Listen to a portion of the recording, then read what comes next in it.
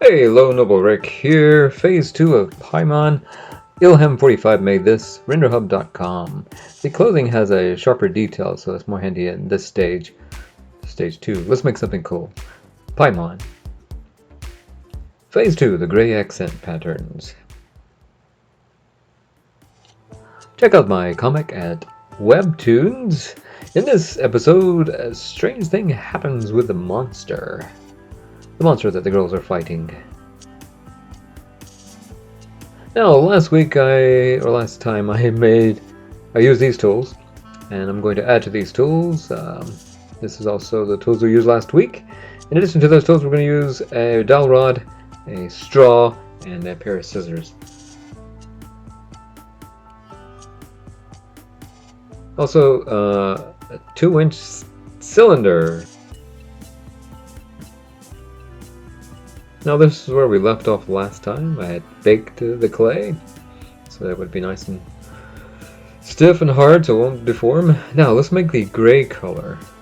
A lot of white and a little bit of black. We'll blend them together to make gray. Now I didn't want the black to overwhelm the white and get something darker than gray, so I'm adding the black gradually.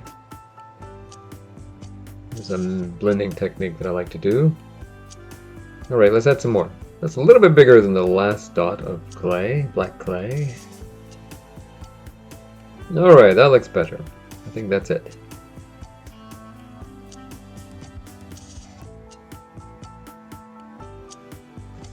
Let's compare it to the body. Yep, I think that's the gray we need.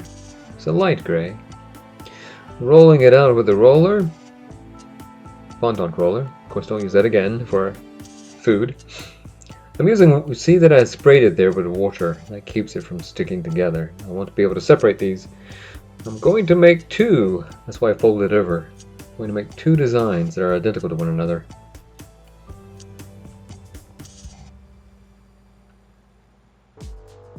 You use water to make polymer clay separate. Use oil to make them stick together. Using a pencil here to draw my design. I was kind of eyeing it as I drew it. Now I'm going to cut it out using my handy dandy pocket knife. Notice I'm using the rocking technique. I know that running a knife through it can distort the clay, so I try to rock it sometimes to keep it from pulling the clay and distorting the shape. Here I'm cutting facets off of it into a circle. Multiple facets can make a circle.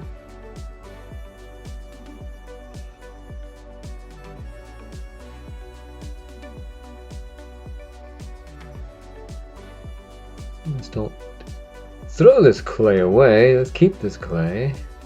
Might need it again later, the clay that we're cutting away from it.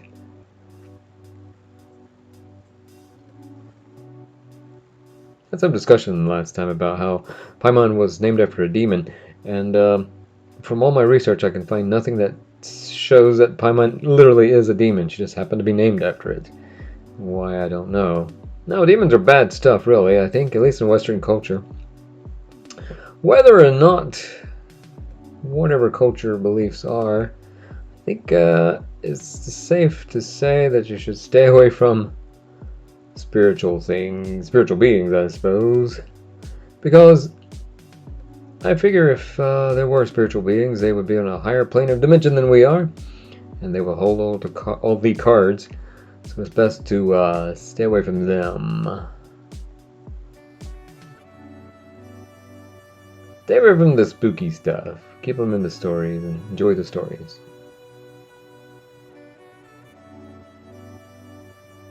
But PAIMON apparently is not a demon, she just happened to be named after one. Along with several other characters in Genshin Impact. Don't ask me why. Haven't figured that one out. But the consensus seems to be online that she's just a fairy / little goddess or something. She's not a demon. It's not the malevolent definition. I'm putting this design on here and notice that it's not sticking. the clay that got baked, which is the body, the white clay, is not very sticky now that it has been baked. So what you can do is add baby oil. Use baby oil like a glue to stick the new clay to the old clay, the new fresh clay to the old baked clay. Shaping it with my knife here. I'm going to do a little more adjusting as time goes on with it.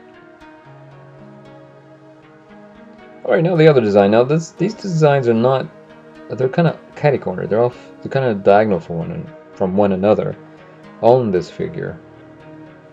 This one's on the back side, the other one's on the front.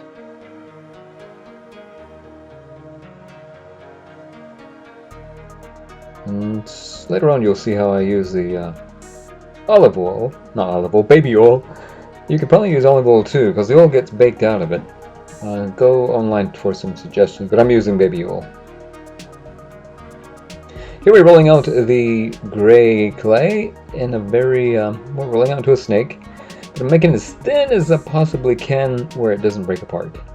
Make it very, very thin. Maybe these dimensions behind on the mat, the 1-inch squares, give you an idea of what size I'm rolling it out to.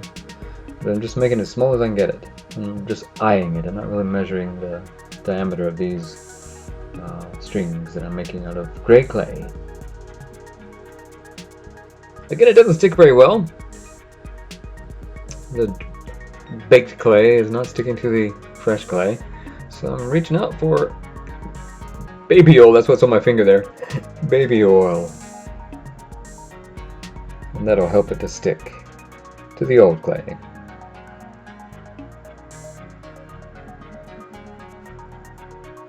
These are the arm accents. Rather than drawing them out or painting them, I'm simply making the main form of them. I'm cutting off the excess, keeping in mind where the gold accents are going to be later on. Whoops, it moved. So where that is, I cut it off, where it's going to meet the gold accent on her sleeve. Leaving room for the gold accent. Now I'm pressing the clay down here to make the end of it flat. Then I'm going to criss and cross, cutting off clay to make an arrowhead shape. Let's get the camera to focus there. See? Arrowhead shape. I just flattened it out and cut off an arrowhead. Alright, now we've got all the others on there, on her arms. The gray accents, the one on her right arm, might need to be touched up a bit. But that's also going to be covered up by this. Spray the mat there with some water so it doesn't stick. Also spray your roller or your top of your clay so that the roller doesn't stick to it. Water, that's water.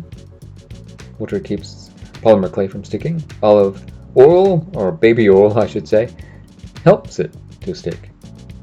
Now this is the gray clay, going back to the gray clay. This time I'm making the scallop design on the mantle. Just rolled out that white piece for the mantle. This is going to be the designs on the mantle. And this is a bubble tea straw that I had saved. If you get any kind of straw that this size, that will be fine. But I'm just using a bubble tea straw to make this scallop pattern that goes on her mantle.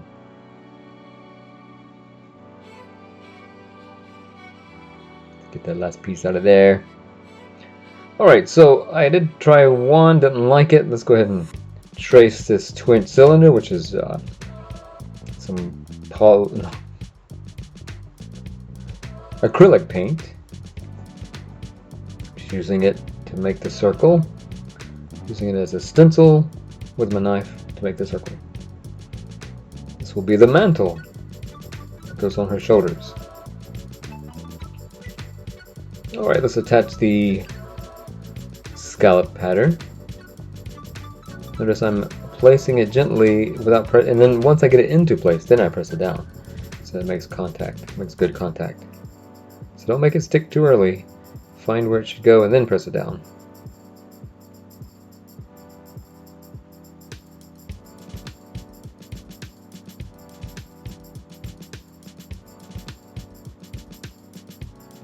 Alright, now I'm using a pair of scissors. Any kind of scissors should do, as long as they're small enough to do this. Not too small, not too big. Some medium-sized scissors. Whatever's comfortable for your hands. Comfortable for your hands. I'm snipping off the extra there, but not all the way to the white, because I want to fold some of that over. And I'm using the sculpting tool, the chisel end of the sculpting tool. It's a little rubbery chisel end to help bend that over. I suppose a screwdriver would help just as well.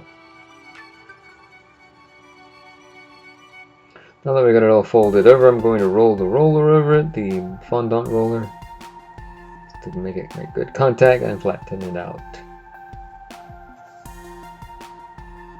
Fix that corner there. There we go. We want it nice and round, nice and circular. Alright, now her shawl, or her mantle, goes over one arm more so than the other. That's why I'm putting it the whole off center, so that the mantle will lay on one arm more so than the other. And again, you want to look at the reference offline. You want to look at your reference that you're using, your reference photo. I have one offline, it's on my computer. You want to look at it as often as you can, so that you're ensuring that you're matching the design. Now this is too big, so I'm going to make the diameter smaller. I'm doing that by cutting out a pizza wedge in such a manner that allows me to recombine the pattern. There we go. Now let's fix that seam. Rub the seam out. Make it seamless. Fix the shape.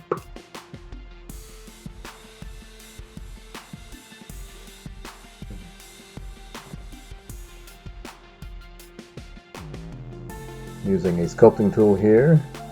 Any pointed object might be handy for this. Now my handy dandy pocket knife. Smooth it out. Fingers through.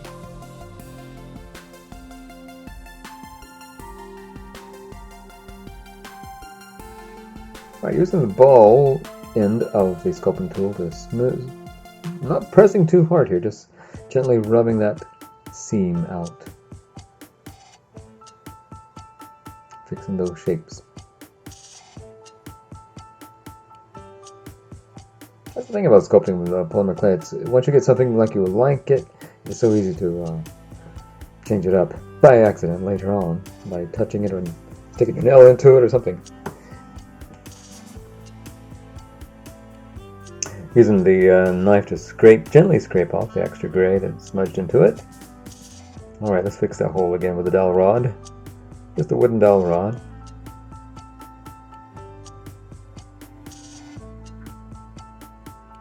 Just a hole big enough to allow the head to come through the armature.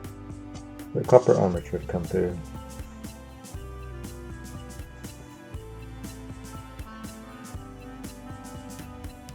Right, let's get that loop through there. There we go. Alright.